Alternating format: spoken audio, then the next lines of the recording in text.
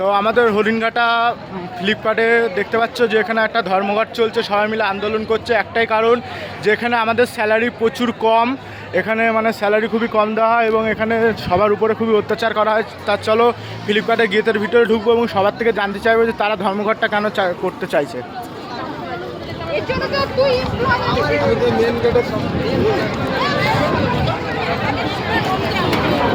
দাদা, আমরা একটা ইয়ের থেকে এসেছি, বলছি এখানে যে এত লোকের সমাগম মানে এটা কি কারণে হচ্ছে আপনি বলুন। স্যালারি মানে এটা হ্যাঁ বেশি 18,000 টাকা করতে হবে।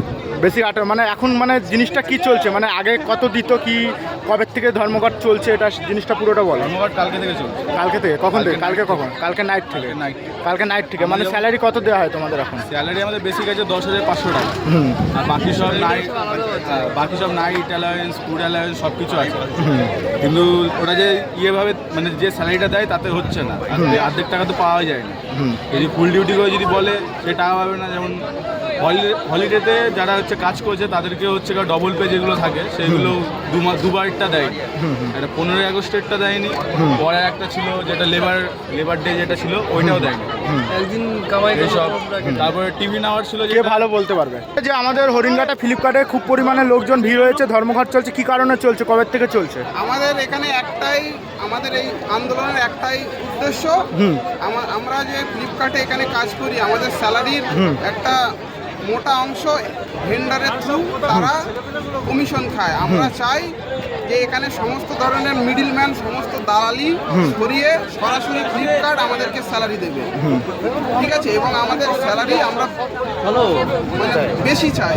স্যালারি সমস্ত ধরনের মূল্য বৃদ্ধি হয়েছে, সব কিছুর দাম বেড়েছে, তেলের দাম, গ্যাসের দাম, বাস ভাড়া, অটো ভাড়া। স্যালারি এখন কত আছে, আপনি কত আশা করছেন? এখন আমাদের 10,300 বেসিক আছে। আমরা চাই এখান থেকে সব মিলে 18 থেকে 20,000 টাকা আমরা স্যালারি চাই। এবং সমস্ত মিডিলম্যান, এখানে মিডিলম্যান থাকবে না, কোনো মিডিলম্যান থাকবে না, কমিশন খাওয়া হবে, সরাসরি ফ্লিপকার্ট আমাদেরকে স্যালারি দেবে। মানে ডাইরেক্ট আপনারা কোম্পানির আন্ডারে কাজ করতে চান? আমরা ডাইরেক্ট কোম্পানির আন্ডারে কাজ করি। তা শুধু কি এই কারণে আপনাদের এই ধর্মঘট, নাকি আরো কিছু কারণ আছে? আরো কারণ আছে। এখানে আমরা কাজ করতাম, ধরো আমাদের যদি কোনো অসুবিধা হয়, শরীর খারাপ হয় বা অন্য কোনো অসুবিধার কারণে আমরা যদি কাজে না আসতে পারি, এখানে ডিপার্টমেন্টের অনেকে অন্যরা আছে, তারপরে এইচআররা আছে, আমাদেরকে ফোন করে উল্টোপাল্টা বলে যে তুমি আজ কেন কাজ আসনি, তোমার পরিণতি খুবই খারাপ হবে, এই ধরনের নানা ধরনের মানে ভিতরে খুব পরিমাণে অত্যাচার করা হয়, হুমকি দেওয়া হয়, দাদাগিরি বলা চলে। দাদাগিরি, যেটাকে বাংলায় দাদাগিরি বলে। আমরা এই ধরনের দাদাগিরি বন্ধ করতে চাই।